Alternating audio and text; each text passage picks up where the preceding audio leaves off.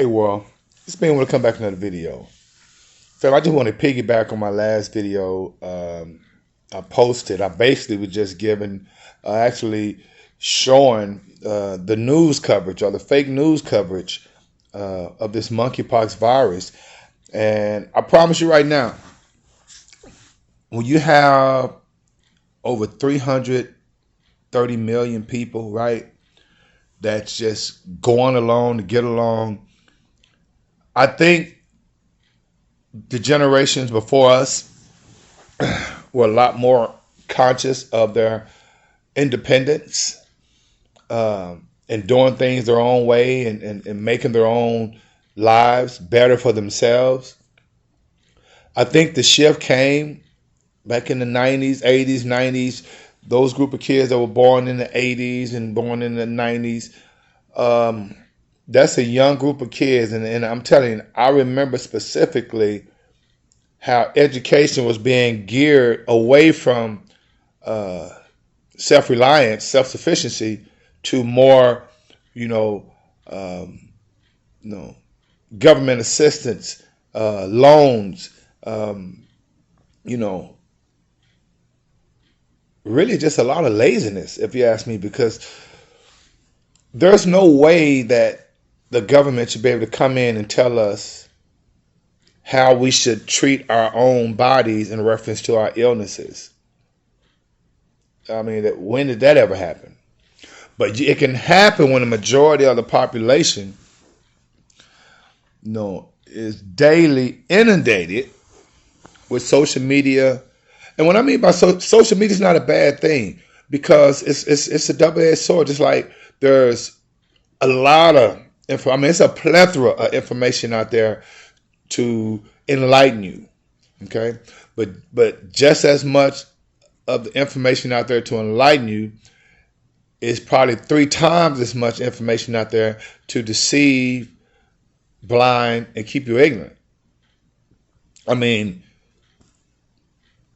it just built like the monkeypox virus. Since it wasn't getting the traction they wanted, it didn't instill the fear they wanted by just saying monkeypox. Remember, they had to designate a particular group of people. Okay, and this particular group of people would be homosexuals that are engaging in homosexual sex acts. They saying this is what's transmitting the monkeypox virus. Now they just pulling stuff out the air now, because they like, hey, if they fail for the coronavirus and they fail for us changing it from novel coronavirus to COVID-19 to Delta variant to the Mu variant, I mean, to like now you got come on, are you serious right now? This isn't normal. When the government comes in and basically are destroying people's lives and livelihood and businesses because they won't adhere or comply to what they feel we should do with our bodies. Now, if there should be any outrage and protesting, it should be the individuals protesting that doesn't or refuses to take the vaccinations because of their choice. But it seems to me that the only bodily rights that are being recognized are women's rights in reference to abortions, when that's just one minute situation in our existence. And what I mean by that is women that are endangered of the safety. And this is the misinformation. You still can have an abortion, but there are stipulations, like for instance the welfare and health of the mother, during rapes or incest or any situation like that is going to be detrimental to the mom, or detrimental to the mental state of mind of the mom. I mean, come on, man, that's still in play. So people are protesting in front of Supreme Court justices' home because of abortion rights and not human rights. It's all a game. And at the same time, they steady throwing all these different things at us, but no one is looking at what's really important. Because remember, if they decide to shut the country down again, because they already, the coronavirus numbers are going back up, and then you throw in the monkeypox virus, then eventually, like I said, we'll be back in mass. This is all deception. It's all misinformation. It's all diversions. When you look at your utility bill, you see my utility bill has increased like 20-30%. Like, damn, what's going on? Because it's hot? No. Look on your utility bill. You see someone that called fuel consumption account, or it's like an FCA or FAC.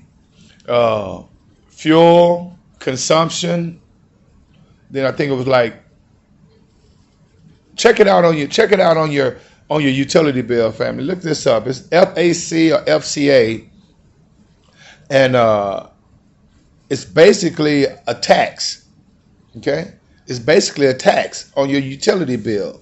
So you're wondering why your utility bill is a lot higher. It ain't because of usage, i.e., it's because they charging you because you're using more than you normally use. So check that out on your utility bill. Who ain't nobody talking about that, though? You there? And you notice that everything that's quote unquote a shortage or their supply issues are things that we need. You can go find fast food joints, junk food. You can find that in abundance. But things that we need, on an everyday basis, toilet tissue, water, stuff that you need, it's in low abundance, it's in low supply, and that's on purpose. You dig? So I just wanted to come back, fam, just a little food for thought. I just thought it's interesting that, I mean, you have a country full of useful idiots, basically. And like I said, when you only have 5 to 10% of the country conscious, that's a lot of people that they have at their disposal to continue to throw up all this unnecessary bull. And it's ridiculous. And before I leave, I just want to say, because I am a teacher, and it's very, very disheartening. Because I thought I was an essential worker, i.e. Now think about this.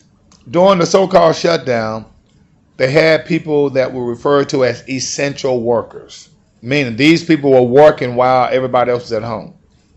And now all of a sudden, they're not essential anymore. You would think there would be some type of, retribution, some type of, incentive, for those people being out there. But guess what they did?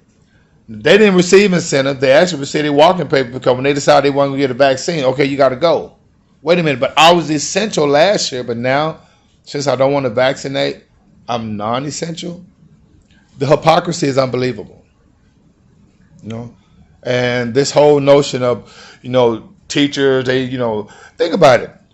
As a parent, think about your level of comfort knowing that when you go to work, your kids go to school, you don't have to worry about them for at least 8 to 10 hours. There's no other species in our existence that has that luxury to be able to drop their kids off somewhere productively, rather, where they're going to learn certain things, they're going to be active, they're going to be fed, they're going to increase and improve their social skills, all of these things, right? How is it that teachers don't receive the financial compensation for that? How is that not important?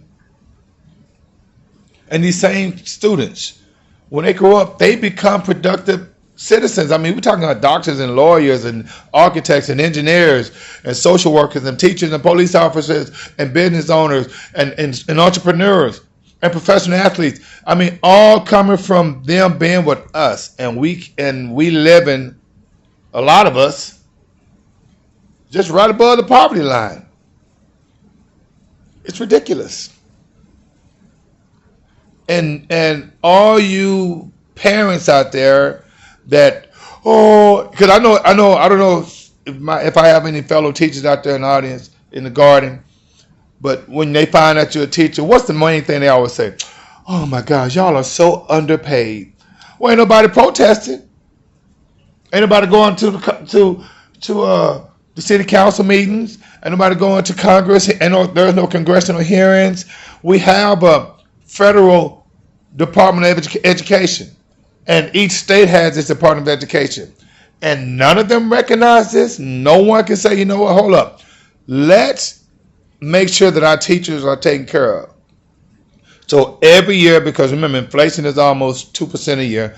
Every year, teachers get at least 3, 4, 5% raise. I mean, come on. That's what they say we paying. That's what property taxes are supposed to be going to. I mean, some of the property tax will be designated toward education, right? Am I wrong? But this is ridiculous, family. But the pharmaceutical companies, the oil companies, the fast food companies, man, they living a life of Riley. Pay yourself first, family. And remember, this type of education, this is what I teach my students. So when they leave me, they're already conscious of paying yourself first, investing in your spirit, investing in your mind, investing in your body. So the whole notion of investing, my kids get. You dig? So think about that, family. You know what I'm saying? Just, look out for us. I mean, every time you look on the tell a lie, you're hearing it's a pharmaceutical commercial. Because remember, if we ain't sick, we ain't helping them. Okay? They got to keep us on a slow drip. Fortunately for me, I'll be 54 years old this year, and I don't take any medications. No high blood pressure, no diabetes, none of that crap. You dig? Exercise. I move more than I eat. I sleep more than I stress. Okay? So in the meantime, between time, family, may the Most High Saudi bring you joy. And legend, I'm going to get at you. And being well is out of 5,000.